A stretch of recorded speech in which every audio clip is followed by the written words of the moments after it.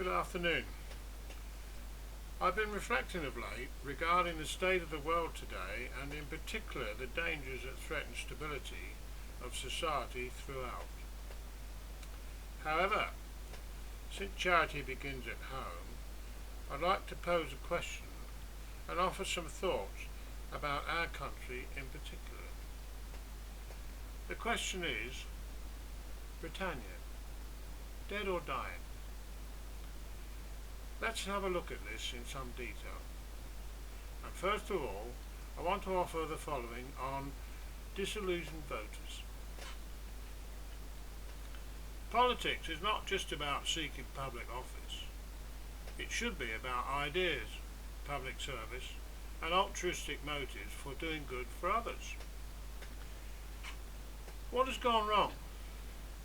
Why are so many of the proletariat disillusioned with politics and politicians in particular? I believe it is because there are far too many greedy, shallow, career politicians who enter politics simply to earn a good living and a gold-plated pension. The imperative in obtaining power has given rise to short-termism. It panders to partisan politics to the direct detriment of the country at large, simply in order to prevent the opposition from gaining electoral success.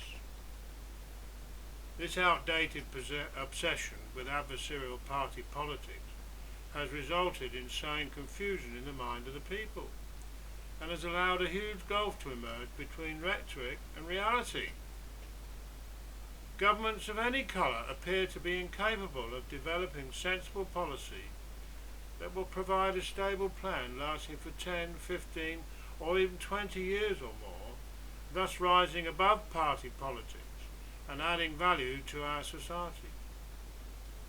Whichever way you turn today, one can only view with dismay the accelerating decay of the very fabric of our infrastructure and cultural values that gave the nation its sense of identity.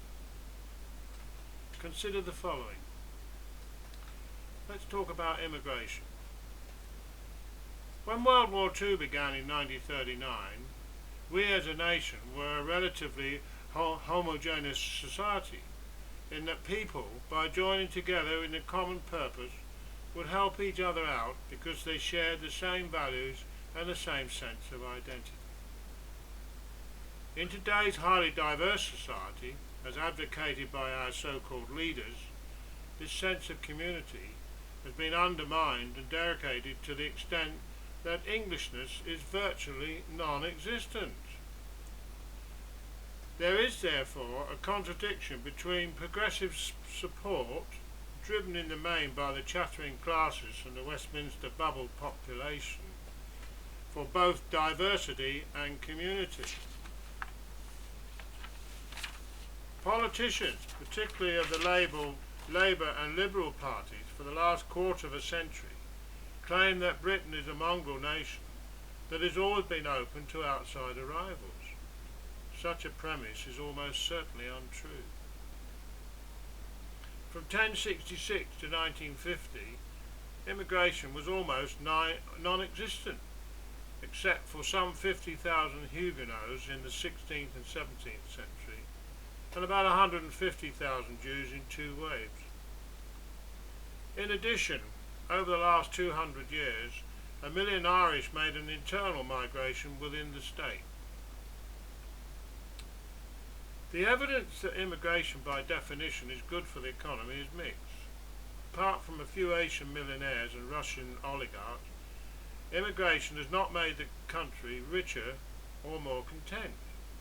Indeed, large-scale immigration has exacerbated many of the undesirable aspects of British economic life: poverty, inequality, low productivity, lack of training, and employer short-termism. Further, the proletariat have never been consulted about immigration.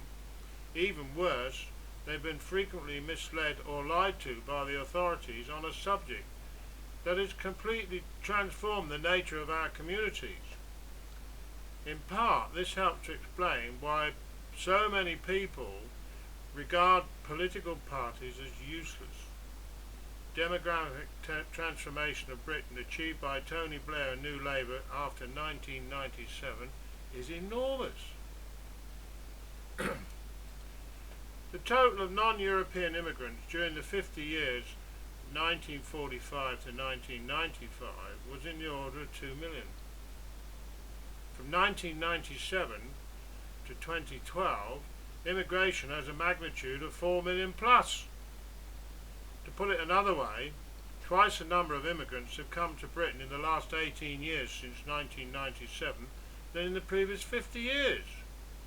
Net immigration to Britain was 44,000 in 1977, the year of New Labour.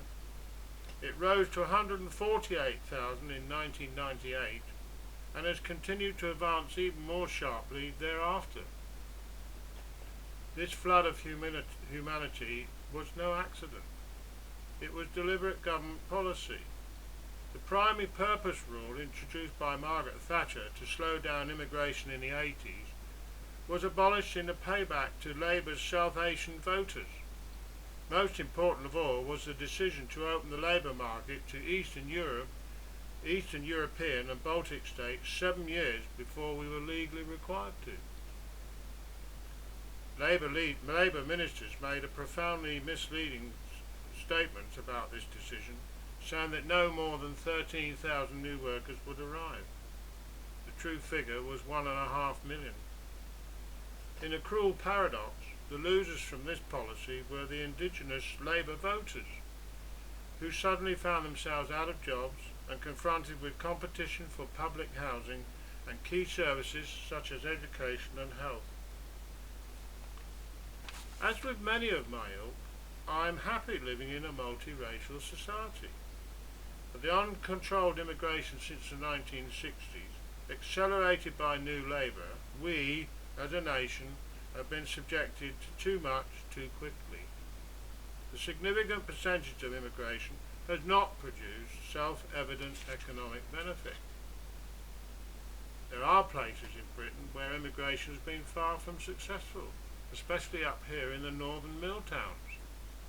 Decline in industrial regions which attracted that most clannish of minorities, the rural Kashmiri Pakistanis. They have tended to integrate less well, not simply because of Islam, but by reproducing many aspects of their traditional rural culture in self-induced apartheid ghettos. It is noticeable that more women wear the burqa in Dewsbury than in Peshawar. During my service life, I've spent many years abroad. I have always regarded my exposure to different cultures as an opportunity to exchange ideas. However, of all the cultures I've dealt with, Islam is singular in that I have the perception Islam is a serious threat to our culture. In order to understand this, consider the attempts by Muslim communities to establish Sharia law in the UK, particularly in the Midlands, where there is a concerted drive to change government-funded academies into madrasas teaching Sharia law to its pupils. This is a manifestation of a drive by the organisation Hizb ut-Tahrir.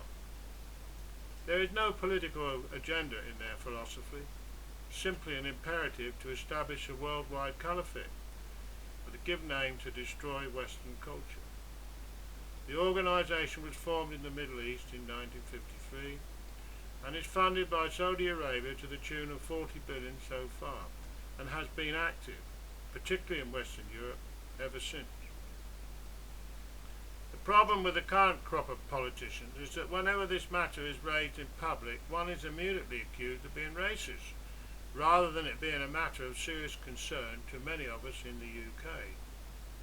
What our politicians do not seem to be able to understand, not only in the UK, but throughout the Western world, is that the current conflict, civil war between Shia and Sunni in the Middle East, is caused in part by this organisation, as their first objective is to bring all Muslim countries under Shia law and then go on and convert or kill the remainder of the world's population.